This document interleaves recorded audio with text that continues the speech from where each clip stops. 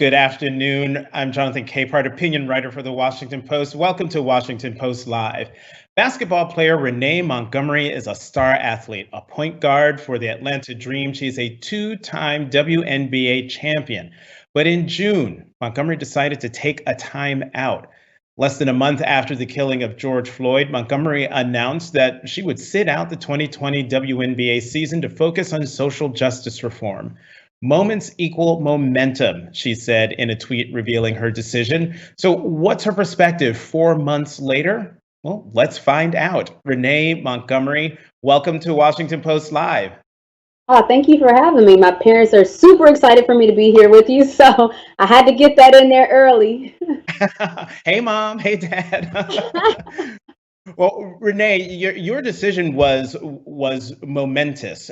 We've been used to seeing professional athletes take stands or take a knee for racial justice reform or for social justice. But talk us through your decision to sit out the season and focus on social justice reform. Yeah, it was difficult, and that to me, missing basketball was the hardest part.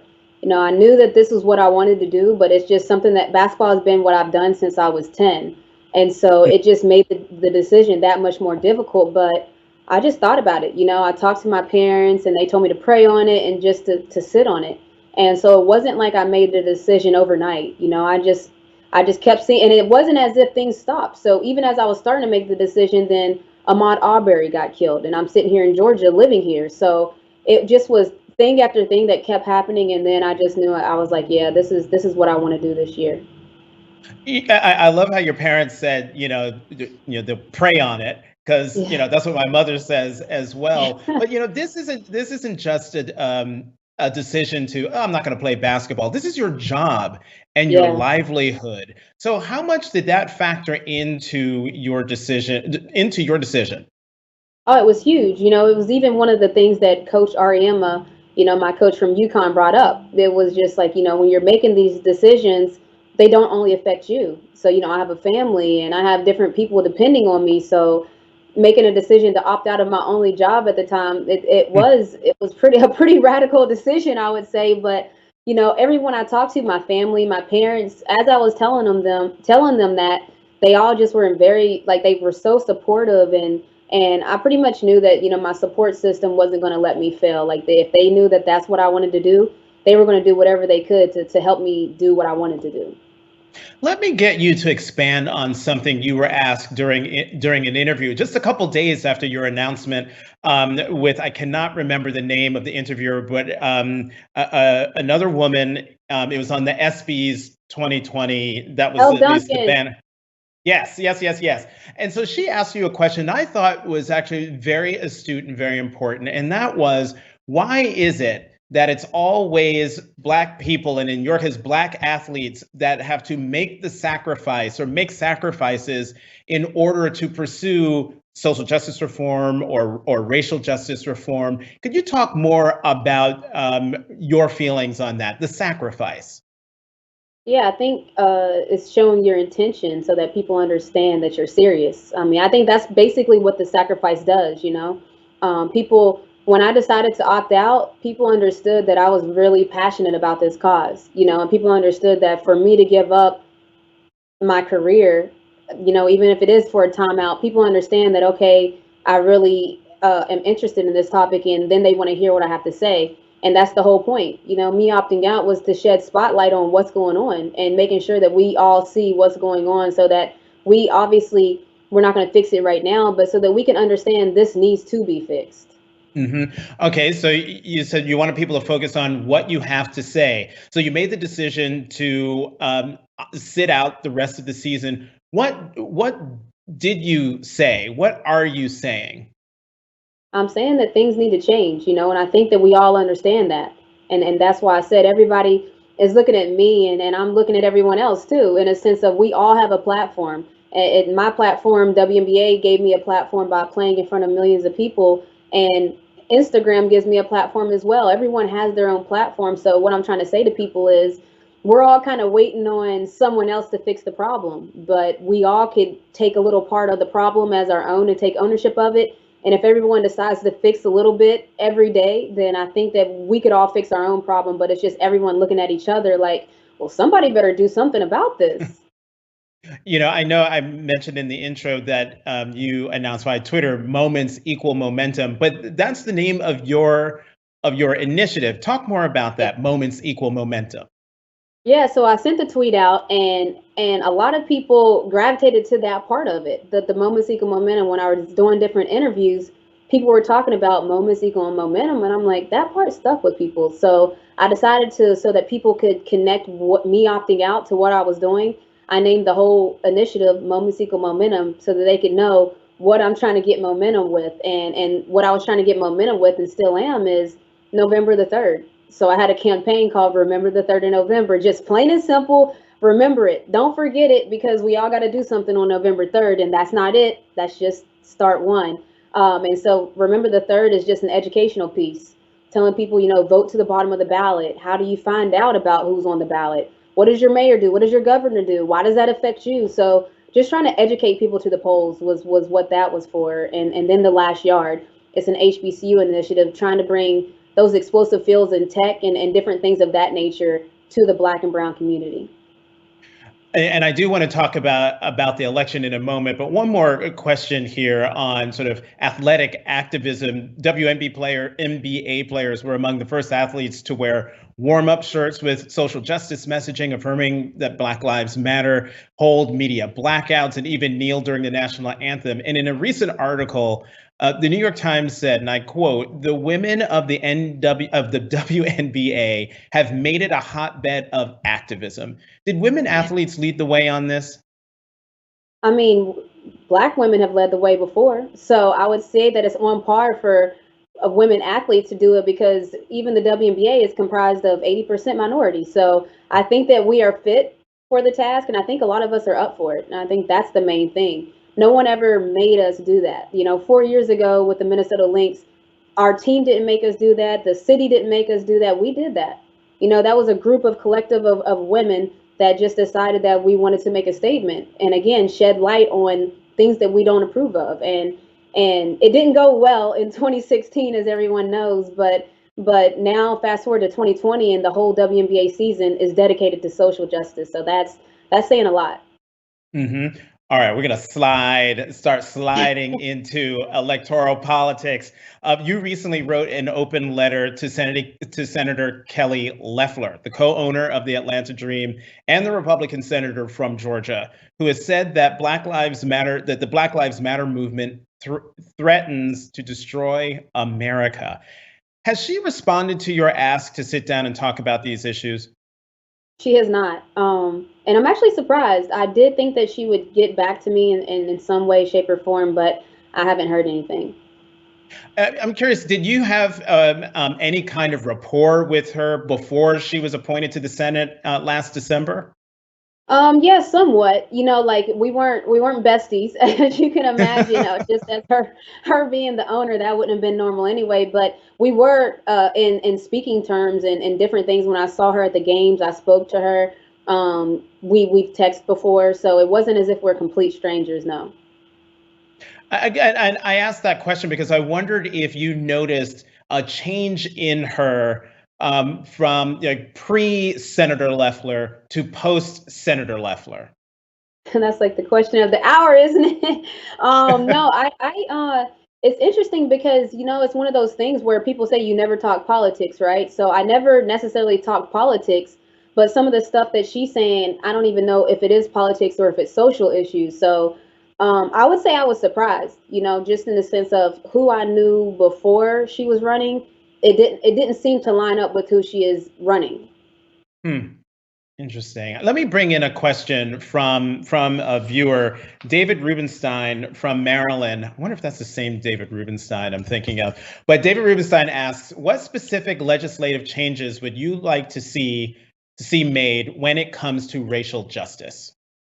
See, that's the thing too. So when we're talking about legislative changes, that's great. But I think that there needs to be cultural changes as well. How we police needs to be changed. And no, I'm not saying defund the police. I'm saying that how the culture of policing. There's something wrong when you can have a couple cops sit on somebody's neck and their body for 9 minutes and the other cops don't say anything.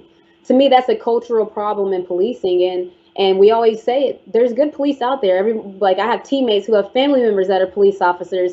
And so there's good policing out there, but the bad policing is starting to overshadow it. So for me, we have to start, when we're talking about racial things, we have to start controlling how we police each other, how we treat each other. And I know it sounds like, Barney, but I do think that there needs to be a certain standard that everybody, when they get pulled over, they know to expect one thing, like, oh, am I going to get a ticket, or am I going to get locked up? It shouldn't be, oh, am I going to survive it? And so I think that, when we start talking about laws and different things, that is how you change it. You start with voting, but I think this is a cultural change. We have to have a whole cultural shift. I want to stick. I was going to keep going on voting, but I'm going to stick with this cultural change thing because you mentioned cultural change and you talked about it in terms of the police and changing the culture of police and policing. But I'm curious your thoughts on overall cultural change. Do you think that we as Americans need to change the way we go about things and think about issues as they pertain to social justice? Oh, absolutely. I do. I think that that's what 2020 is going to be about. And I've been saying that while we're fixing a lot of the racial problems and we're shedding a lot of light on what's going on racially, well, there's some gender inequalities that we need to tackle as well. And so being in the WNBA and going back to that, we're right at the intersection. We're a league comprised of all women and then a high minority league. So yeah, we're right in the cusp of exactly where discrimination lies. And so yeah, I think that there needs to be different cultural changes. Even when we talk about just big companies, and some of the ones that Adam Silver is a great example where he talks about it. He says it openly that we need to do better with representation. We need to do better with supporting Black businesses. That's what it takes. Like, that's a cultural change because the NBA has been here for 70 plus years. And in 2020 is the year we're talking about we need to do better. And so to me, that's exciting because we do need to do better. And that's what I mean by culturally. It starts with the sports and then it goes to other places. Something in your answer sort of triggered for me another question that we have from a viewer, this time from California, from Karen Humphrey. And Karen asks, to what extent do you think the intersectional issue of gender needs to be incorporated into discussions about race? Exactly. Yes, Karen. That's new. Yes, Karen. But I would say that the thing is, it's all the same. And I said, right now, the United States of America, we're under construction. Like, you can just tell it with the election. There's a lot of changes happening. There's a lot of people asking for change to happen. We are under construction, to say the least. And the good thing about being under construction is that there's usually something beautiful that happens on the other side. And so when we get there, I think that we need to make sure that we clean up all the bad stuff in the sense of how we treat race and how we treat gender equalities.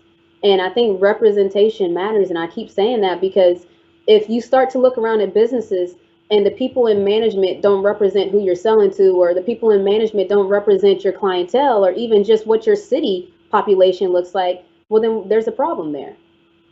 I love that. The United States of America we're under construction. Under construction. That is terrific. All right. So one of the things about America being under construction is, as you've mentioned, November 3rd, Election Day, although it's election season with people voting already, particularly in Georgia. And you were there in Atlanta. And I would love to know your thoughts about the long lines of people and the high turnout of people early voting in Georgia. Look, I was excited. It's a catch-22, right? Like, I'm so excited that everyone is getting out there to vote. Like, I really am.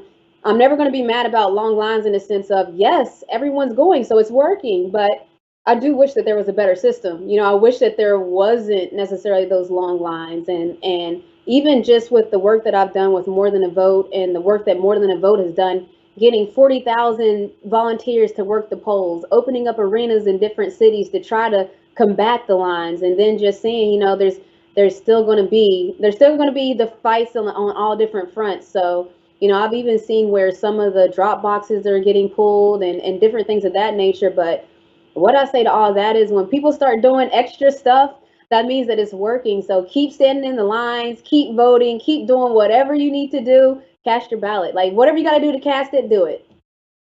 Renee, are you here? What are you hearing from folks on the ground? Are people waiting in line because they are enthusiastic? Are they waiting in line because they want to make sure their vote is counted? Are they waiting in line because they want to get rid of the current administration? Or is it all of the above? Or none of the above? Listen, I've actually heard all of the above. Somebody told me it was lit in line. So listen, it's Atlanta. So I think that they was partying in the lines and everything. But I think that says a lot that people, that's what you need to do. And when we talk about culture, voting hasn't necessarily been like the strongest part of our culture where everybody's going to do it. It's going to be the cool thing to do. But they're partying at the polls, and when I say partying, I just mean fellowshipping, enjoying each other, like not just sitting there mad waiting, just actually gathering with their mask. But I'm just saying, I think that a lot of people understand, to the other part of the question, a lot of people understand how important this election is. They understand that maybe I never voted before in my life, which was a lot of athletes and entertainers, but this election I'm voting. And so I think the long lines are just a show of what America's feeling right now in the under construction phase. Well, speaking of the long lines, let me get your reaction to this iconic photo that's been making the rounds this week. And I'm sure you've seen it. You're seeing it now there on the screen. This is Dana Clark, and you see her picture there with her 18-month-old son, Mason, waiting in line at City Hall in New Orleans as early voting began. Renee, when you look at that picture, what does that picture say to you?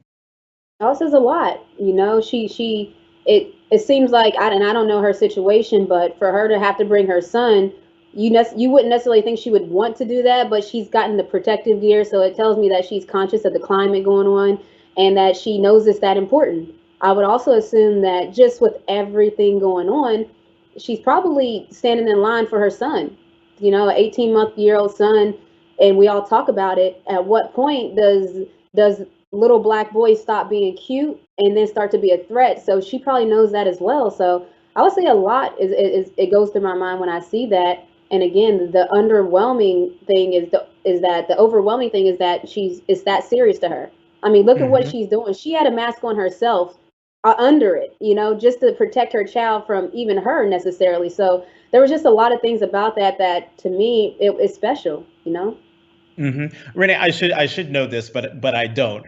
Do you have kids? I do. So I have a 13-year-old boy. So that's why I get it. I'm sorry. Wait, Yeah, you have a 13-year-old?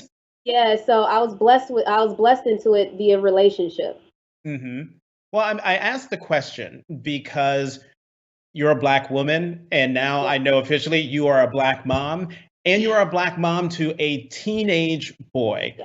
At what point, at what age did you have the talk with your son? So, a lot of people started to ask me, like, at what point did your mind change about all this? And, the change for me was now being responsible for a 13-year-old Black boy in America.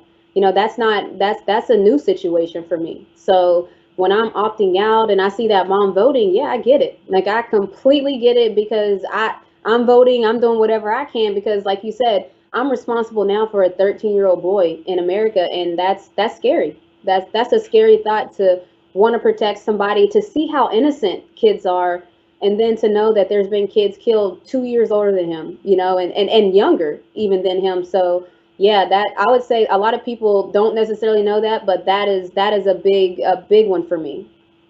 I'm curious also because we've seen a lot when it comes to African Americans, especially African American men, being killed either by law enforcement or by vigilantes on video. And so I'm wondering if your son has ever come to you and asked, Mom, what's this about? And if he does, what do you tell him? It was the Ahmaud Arbery situation, like he had just seen it because it was all over everything. We live here in Georgia. And his question was, well, why were they following him? What were they doing? And I was like, I honestly don't know the answer to that. And he was like, but why did they do it? How did they know he was there? Like, that he had so many kid questions because he doesn't necessarily get racism. So the easy answer for us is, well, they're clearly racist, and they followed him and they tracked him, and this was a murder, like, and but to him, you don't really want to say it like that, and he doesn't really see the world like that, so it's like you don't want to really pop that bubble. So it's a difficult conversation to navigate. We had to say some people have biases, some people don't like people just for no reason, and that's the way we had to explain it. But yeah, that's tough telling a 13-year-old that. And was he accepting of your answer, or did he look at you like you had 12 heads in the way that I looked at my mother when she had the talk with me when I was a youngin'? Yeah, it was like, I don't necessarily, I don't think he quite, like, he knows racism and all that, but he can't believe that level of it to where you would actually like hunt somebody down and then kill him. He can't really understand that level of hate because he just doesn't have it in his heart. So yeah, he gave me that look of like, that's the only, like, he thought there had to be more reason behind why somebody would do that. He's like, that's the only reason, they don't know him? And I'm like, that's the only reason, so that's hard for him to understand. So then at what age do you think you're going to have to, unfortunately, pop that bubble that you're avoiding to show him this is the way the world really is? Oh, I mean, we've done it, in a sense of okay. like, yeah, no, we've done it because, like, for me, I don't want him to be unprepared for the world, in a sense of he get out there and be so naive, and that's dangerous to him in itself. So we already have told him, when you're in public, or if ever there's a cop around, you listen and you do what's right. And look, we're trying to tell the kid how to be the responsible adult, basically, because we just don't know what to expect. Mm-hmm. This is a very important election year, as you know, as your work now off the field attests. What do you say to voters in general, but Black voters in particular, who might decide to do in 2020 what they did in 2016, and that is not vote at all? Yeah, we got to do better. Like, we got to do better, whether it's strolling to the polls, shouts to, the Divine Nine and all of them, but we have to make it a cultural thing. And I use that word a lot because whenever we want to make something cool, it'll be cool. Like, so whatever the culture decides to make the thing, it'll be the thing. And so I keep on saying, like, we have to change the culture. Diddy did rock the vote, and we were all rocking the vote and the yes we can for Obama because it was the cool thing. So the numbers were out of this world. But we have to find a way to make voting just the new cultural thing. It's just the standard. It's what we do, and there's not even a question about it, to the point where if someone's not voting, you're like, bro, what you doing, man? You need to be voting. Like, come on now. We don't do that no more. Like, it has to be like a whole new normal. I hesitate to ask you this question and have you wade into this controversy, but I'm gonna try. No, don't do it. And then, okay, I'll ask it this way. Okay. What would you say to Black men who are contemplating voting for President Trump? Oh, gosh, you did it. What do you mean I'm gonna ask it this way? You did it. Oh man, I mean, I didn't throw any other names in there. I'm just, Yeah, no, I see. It's interesting because, everyone, it's almost a complex of everyone thinking that they can be the one to save the world. It's like, well, I have an idea and I'm going to take it to the top, and I'm going to see if the top can take my idea and help the people. And it's just it's, while maybe we get it, but you have to make sure the top wants to help as well. That has to be a two-way party, and I think a lot of times it's a one-way party, and it's a using thing. And so I don't know. You brought me in this, and I didn't want to be here. I would like to say I did not want to really be here, but we're here. So I would say do your research. I mean, if you do your research, then I don't get it. All right, now I'm going to ask you the flip, and that is, what would you say if you had a chance to have a conversation with former Vice President Joe Biden, or even his running mate Kamala Harris? And I'm asking this question because there's a lot of talk about the fact that a lot of African American voters believe that the Democratic Party takes them for granted. And so if you had a meeting with one or both of them, what would you say to them what would you say to them that they have to do in order to show the Black community that they're not being taken for granted? I would say do what you say you're going to do. You know, a lot of times in politics, it's a lot of false promises, and we understand that sometimes things get stuck, and you're fighting a different fight because you don't have control of the House or the Senate, and things get stuck. I understand that, but a lot of times people, the best way you can show that you appreciate someone is listen to them. So I've been seeing that they've been going around and they've been doing a lot of listening. You know, Joe Biden listened to Cardi B. She gave him an earful. I don't think he expected all of that, but she let him know. But I would say just listen. You know, a lot of times we make politics so complicated when it's pretty. It could be simplified and watered down more in a sense of getting actions done. And what would you say to those who vote but continue to feel like they're being disappointed by politicians? What would you advise them to do to maintain their enthusiasm for the political process? Yeah, you just got to keep doing it. You know, you are not going to be the first person disappointed in a politician, and you're not going to be the last. But this is politics. Like, I don't even know how to explain it other than this is politics. Have you not watched any political shows? It's a lot going on behind the scenes and different things, but you can't just give up on democracy because you don't like how something went. You know, that's like just every time something goes wrong, you're like, all right, well, I'm not going to do it anymore. You can't be like that. No, we can't be like that. So we have to stick it out. That's where the term trust the process comes from, you know. And while we're not exactly where we should be right now, even in the political space or the social space, we're way further than we were before. So we gotta stick with it and trust the process. We got less than 2 minutes left, so I'm going to end with this and ask you. You took time out from the current WNBA season to work on social justice reform. You're doing a lot. Moments equal momentum. Yeah, I think I have that right. Got it. I got it. So at the end of this, what would success look like? Let's say you decide I'm jumping back into the 2021 season.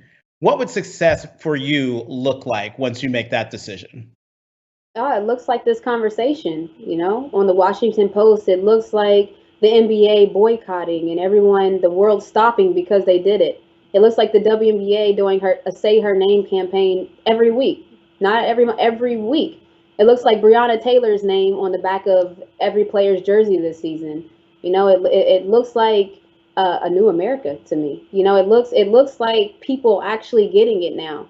Before, people used to love to ask the question, well, what's wrong? What can we do? I think we almost have even moved past that. Like, okay, y'all know what's wrong now. Everybody knows what we can do. So now let's get to it. So I think it looks like awareness. And I think that people are way more aware. I think people are aware now of how voting affects you, like is a part of your voice being heard. I think it's protecting your power. So I think it looks a lot like what we're doing, and then just keeping the train going, keeping the momentum going.